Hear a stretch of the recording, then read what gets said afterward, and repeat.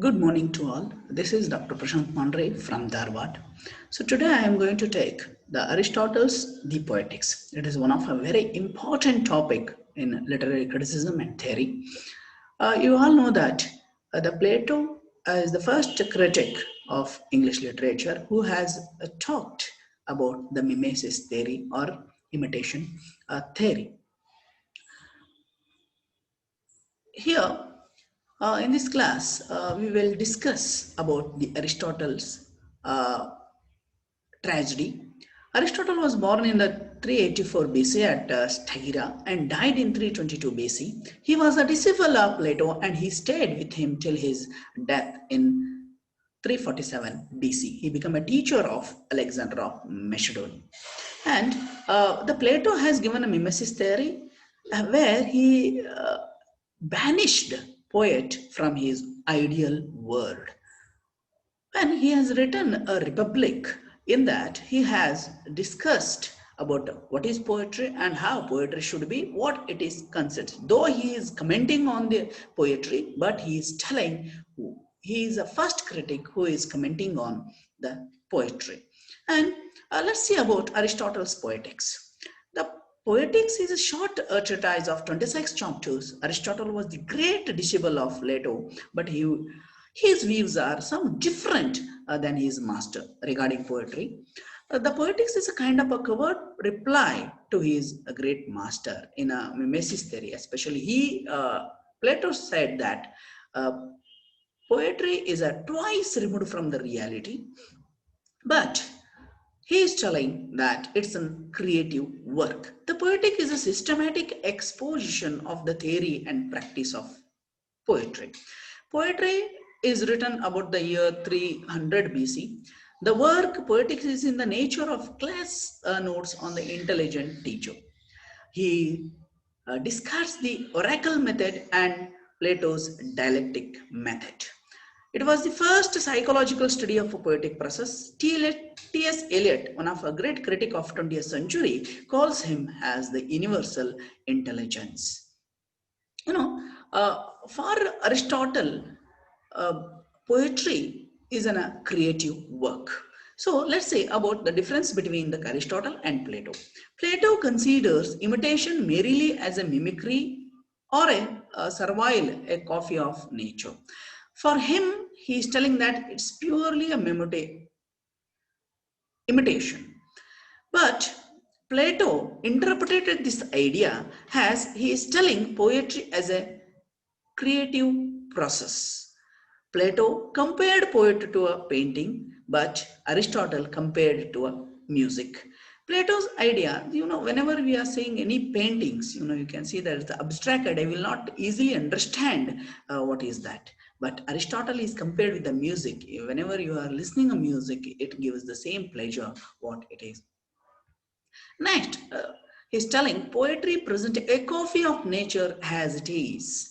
Poetry is a twice removed from the reality and it is a shadow of shadow.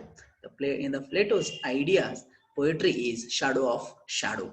But Aristotle is telling poetry may imitate men as they are or better and or worse. Poetry gives us an idealized version of the reality. It is an idealized version of the reality. Aristotle is telling that in a tragedy and in an epic, the character is shown better than they are. In a comedy, he is telling it's a worse than they are. Plato takes the cuddle on the behalf of philosophy and shows that philosophy is superior than the poetry. For Plato, philosophy is greater than poetry because it's thought about uh, morality, ethics, and patriotism or nationalism. But here, Plato is telling he takes up the cudgel on the behalf of poetry. He has taken a side of a poetry and he is telling that effective bring out it is superiority. The Aristotle Poetics consists 26 chapters and it is divided into a 6 parts. In the last set examination, they have asked one question on this: the in which chapter Aristotle compare tragedy with the epic. Okay, let's see in a in which chapter he had discussed about what matter. Chapter 1 to 4 contain introductory remark on poetry. In chapter 6 to 19, he deals with a tragedy. In that, he is discussed about what is the meaning of a tragedy, what is character, what is plot, what is diction, how poetry should be, and all the things he has discussed in that. We are going to discuss about the tragedy in detail in this session. Chapter 20 to 22, he deals with a discussion on poetics and poetic diction and how poetry should be. He has discussed in this chapter. Chapter 23, narrative poetry and tragedy. What is the difference between narrative poetry and tragedy? He has discussed in chapter 23. In chapter 24 to 26, he compares a tragedy and epic. Chapter 25, examine the objection of critic against the poetry. He is all these six parts are very important. You should read and you should remember about these points. And definition of a tragedy. It is a very, very important part in a tragedy. Tragedy is an imitation of an action, serious, complete, and of certain magnitude in a language. Language beautified in the different parts with the different kinds of embellishment through action and not narration, and through scenes of the pity and fear, bringing about the catharsis of these emotion. Here in this definition, he is telling that tragedy is an imitation of a serious action. The action, he stresses on a action. That's why you should remember this definition for the examination sake. So how can we differentiate the tragedy from the other poetic form? In other poetic form, what is happening? They are simply telling about some manners or object on medium. But here, the poetic form is divided into manner of imitation, manner of object, and medium of the object. So that's why manner, object, mediums are very important thing. So let's see what is the object of the tragedy. Object of a tragedy is a serious action. Serious action has to be taken place in the tragedy, not in a comedy. The manner represent through the action. Whatever the scenes or acts, whatever the decision the character is taking in a tragedy, it should taken from the actions only, not the narration. And medium is the verse dialogue. The medium is very important in which way there is telling his ideas in a verse in dialogue. That's why object, manner, and medium of imitation in tragedy are very important. That's why object is serious action. Aristotle stresses on this idea. He is talking about the action is very important in tragedy. And next, action must be completed within the time. The beginning should be large. In middle, something has to go on. In the end, in the tragic flow should be in a smaller scale. In the beginning only, you can take an example of Othello or Julius Caesar. Some of the great tragedies where they are giving information about the character, how he is good, what's his character, how he is personality, how he is behaving with others, and everything they are writing. And in the middle action, some mischief, some misjudgment, or something will happen, and he takes a wrong decision, and the tragic flow will come. That's why action must be complete within the time. It is a very, very important thing in a tragedy. So let's see how the unity of action should go on. In this picture, we can see that how the beginning should be. In the beginning, the incentive movements, the causes, downward effect, stress should be there. And the rising, see the complications, rising actions decides the whatever the things, whatever is the happening with the things, it has to be through the actions only. You can take an example of Othello. Suddenly he is not taking a decision that a Desdemona's affair with that person. The Iago is telling again and again, and the very small actions is going on. Based on that, in the things, he is taking a decision. That's what his peripetia is. Peripetia is happening because it's a reversal of a fortune. Okay, what we intended, it is reversed there. And suddenly a character takes wrong decision, and he thought that she had an affair with another one, and that's took a decision that he want to kill.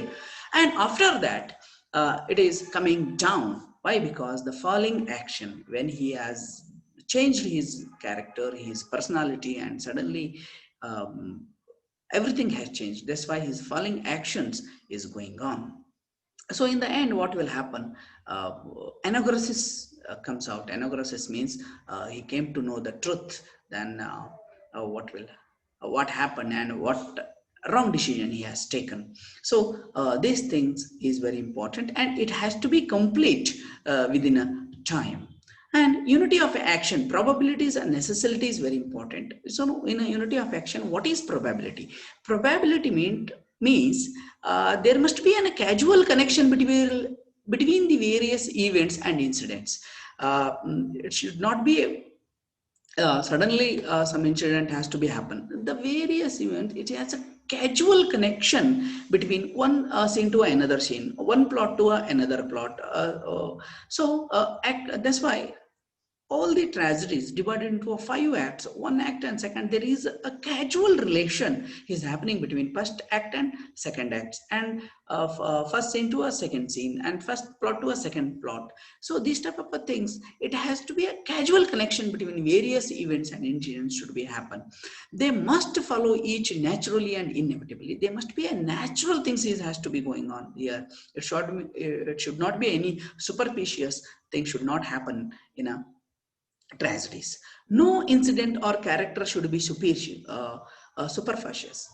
Here the character should be a casually it has been grown. The event introduced must be such as the probable under the circumstances. Aristotle emphasized unity of action. He is stressing on unity of action. If the question asked, Aristotle is emphasized on, Aristotle is stressed on means here is unity of action is very important in a tragedy. According to Aristotle, action is very important rather than place and time. Most of things. The imitation of action, serious, complete, and certain magnitude. So magnitude, thought, and length. It should be very important. The length should be a less. It must be a long enough to permit an orderly development of action and catastrophe. There should be some more actions, the more scenes should be there to understand what is there in this drama, what is his character, what is his personality. And after the thought, too short an action cannot be regarded as a proper and beautiful, for its different parts will not be clearly visible in case of the very small living creatures. So that's why the thought should be a very broader, and through the scenes, through the action only, they have to tell about what is his character, not with the narration. And it must be an organic whole. It must be an organical. Everything should cover within a time. And another important word of embellishment is here the verse and songs. Aristotle giving stress to a verse and songs. Verse and songs beautify and decorate the give of pleasure, but Aristotle does not regard them as essential or indispensable for the success of the tragedy. So here he is telling that, verse and song beautify the decorate and give the pleasure to a audience, but he is not regard them as essential. It's not essential thing, but it beautifies the tragedy. About a catharsis, it's a very, very important thing. What is catharsis? There's so many time in a set examination, it is this question has came. Catharsis means in the poetics, while defining tragedy, Aristotle writes that function of a tragedy is arouse the emotion of pity and fear in this way to affect the catharsis of these emotion. So to arouse the emotion of pity and fear, in this way to affect the catharsis, it is the of this emotion. For example, you can take Hamlet. Sometime while you are reading Hamlet, you can pity on Hamlet. Why? Because he is not taking any actions in the play. And after that, we'll afraid of something. It's a fear comes in our mind that what will happen to Hamlet. See, when Macbeth killed the king, and we came to know that, okay, we are pity on them. What a such a wrong decision he has taken. And after that, we are also afraid what will happen to a Macbeth. And in the same thing happened with the King Lear. See, when suddenly he asked about his daughter, tell me how much you love me. And it is all the people pity on the King Lear. Is what is happening with him. So that's why these catharsis things is very, very important in a tragic. All agree that tragedy arouses pity and fear, but there is a sharp difference as to the process, the way the which of arousing of these emotion gives pleasure. And he divided tragedy into six elements. One is plot, character, diction, thought, spectacle, and song. These six formative elements of tragedy are very, very important. We should see about a plot. Let's discuss about a plot.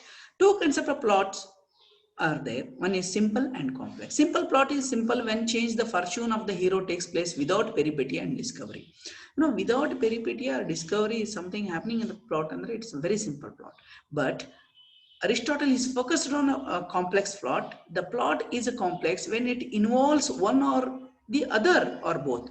The peripetia is change the fortune of the hero, and discovery is the change of the ignorance of a knowledge. So that's why peripety change the fortune of the hero. This is very important. Peripetia. What is peripetia? The question has came. Peripetia means change the fortune of the hero. Change the fortune of a hero suddenly. What is happening in his life. And discovery is the change of the ignorance of a knowledge. Discovery when come, he ignored the idea. In all of the tragedies, the main characters ignore their knowledge, their idea. They know that, Othello know, doubting or how much Desdemona loves him. Macbeth knows that killing a king is a wrong thing. King Lear is also ignoring his knowledge that he knows that love cannot be a measure, and suddenly he asks that, okay, tell me how much you love me. So these type of are wrong, or they ignore their own knowledge, their own things. Aristotle prefers complex plot. Why he prefers complex plots? Because of peripetia. Peripetia is the change of a fortune of the hero through the things. Okay. And another thing is, what is peripetia? Yeah, peripetia means that human action produce a result exactly opposed to what they intended. Here, human actions produce result exactly opposite what is intended. It was working in a blind to one's own defect. It's one's own defect. For through these, the thing only he is fall. It is a false sleep taken in the dark. Macbeth, is taking. Anagoras mean recognition is the realization of a truth. Peripetia is what is happened. Anagoras means recognition of his mistake, realization of his truth. When suddenly Othello came to know that, okay, the kerchief is not with his wife's, okay, it's another kerchief. Or Macbeth came to know that, okay, killing is a dangerous thing. They came to know what is the truth. Okay, that is the realization of a truth, and this is the fall of a character. That supper creates catharsis, or it is called amartia. And characterization, how characterization should be in a tragedy. Showing a perfect good man passing from the happiness to misery. In a tragedy, a happiness man has to pass through the happiness to a misery. Such kind of a plot will not inspire pity, and fear will be a simply obvious horrible. If you are showing misery to happiness, it's not affect. But if a good person is falling from the up to or down, it affects a lot. And showing a bad man rising from misery to happiness is also not a tragedy. If a bad person is coming to a happiness, it is not also a tragic at all. It is not a tragedy. Showing an extremely bad man falling from the happiness to misery. If the person is bad, extremely bad, and if he is falling happiness to misery, it is also not a tragedy. Why? It is not creating any pity or fear. A man who is not eminently good, and just at whose misfortune is not brought by vice or depravity, but by some error of fatality. Here, the further traits of a character. The character must be good. All the character in a tragedy, the character must be good. The protagonist character must be good. Othello, Macbeth, Hamlet, Julius Caesar. Romeo and Juliet, you take any one of a character of tragedy where the character before he is good, and they must be appropriate should be there. Why? Because he should have some human nature. He should be like another person, human being. He should not be a superficious uh, power with him, he should be appropriate. And they must be have a likeness. He must be a likeness. If he is good, every person will like him. And there must be a consistency should be there with the Aristotle means that they must be a true type. Slaves should behave as slaves are generally known to be a behave. There must be a no sudden and unaccountable change in the character. There should not be a sudden change or uncountable change in a uh, characters in a tragedies, especially. Why? Because if suddenly changes, the audience will not understand what the thing. Through the scenes, I told you that the action must be taken. Actions are very, very important in tragedy, where through the action only the person has to change his ideas, his thoughts, his things. Okay. And the ideal tragic hero, he should neither perfectly good nor utterly bad. He should neither be perfectly good. It should not mean that it's perfectly good. Why? Because every human being have some weaknesses. He should have all these weaknesses. Okay, jealousness. See, Othello, why he became changed? He is possessive about his wife. It's a human nature. A perfectly good person will not take such decisions. That's why he neither be a perfectly good nor be utterly bad. And he should be a man neither of a blameless character nor a deprived villain. Sometimes it's very important. Neither of a blameless character. It's not a blameless character. Othello, Iago is not like him. In Macbeth, Macduff or some other doesn't like him. In a Julius Caesar, some other courtiers doesn't like Julius Caesar. See, these type of is natural things is going on in a tragedy. He's a man of ordinary weaknesses and virtues like ourselves, learning more to the side of good than the evil. Yes, he's a man ordinary weaknesses. Ordinary weaknesses means human nature. Anger, jealousness, possessiveness, all the things should be uh, with a tragic hero. And suffering not because of some deliberate villainy but because of some error of judgment.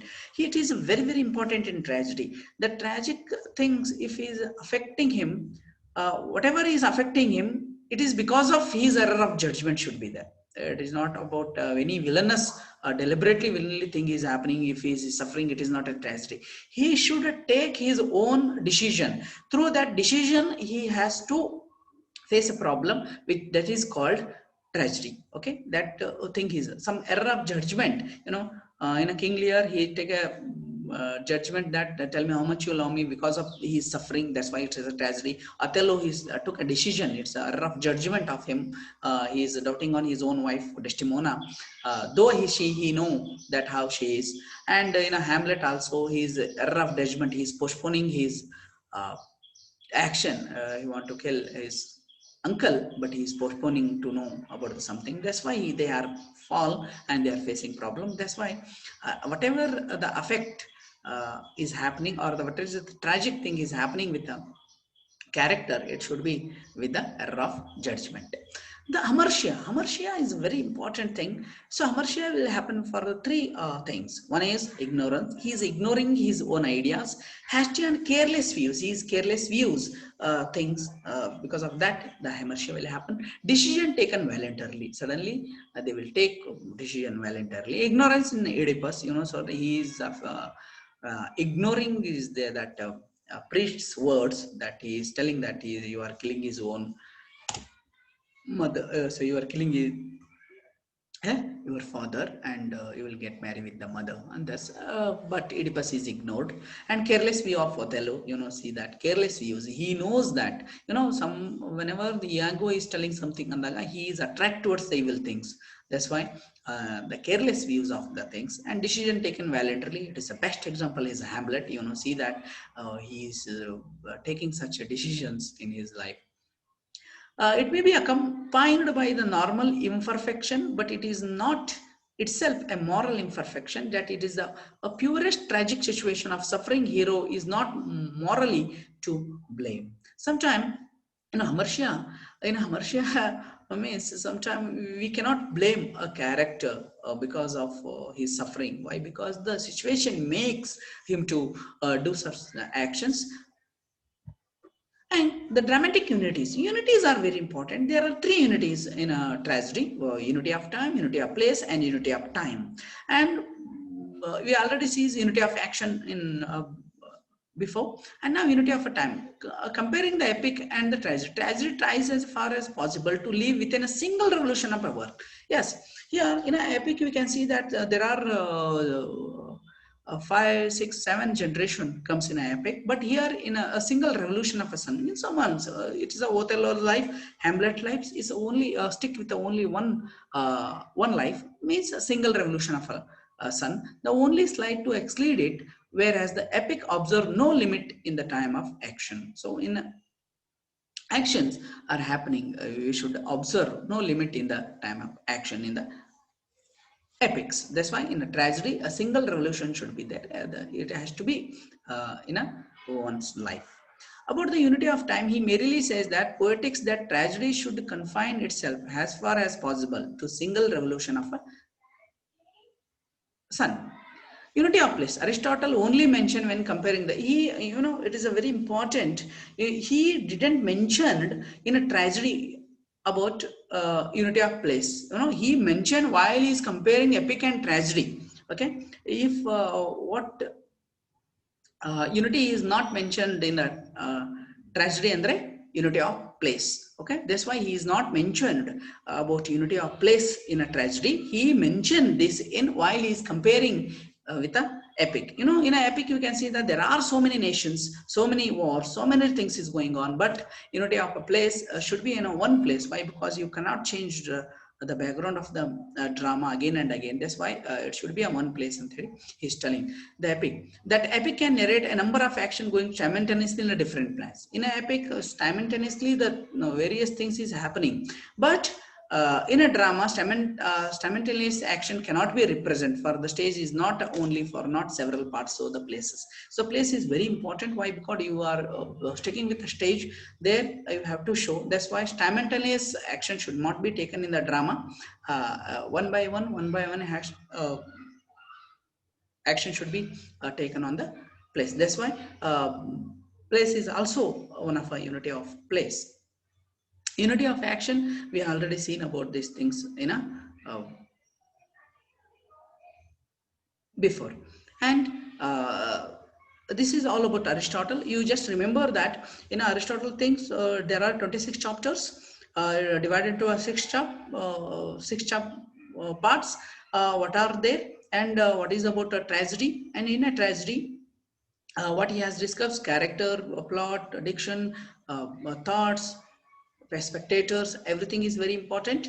And you should remember the four key terms of that: peripetia, anagorasis, hamartia, and catharsis. These four things are very important. And while he is talking about tragedy, he is telling that epic and tragedy shows a man better than they are, and in a comedy worse than they are. Okay, you should remember that one of our exam the question has been asked.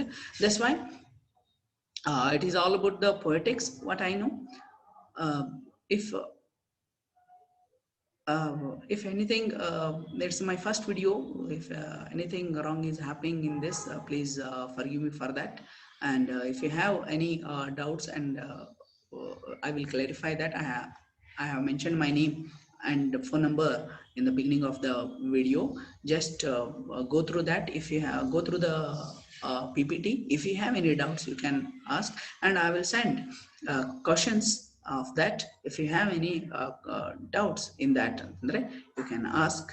Okay, thank you very much, one and all. And I especially thank to Dr. J.K. Badigir sir, and HOD of Government First Grade College, and Dr. B.S. Talur, assistant professor, Government First Grade College, Dharwad, and Dr. Uma Madam for giving me an opportunity to make a video. And without their support, without their guidance, it is very difficult to me to make a video. And I'm thanking to all.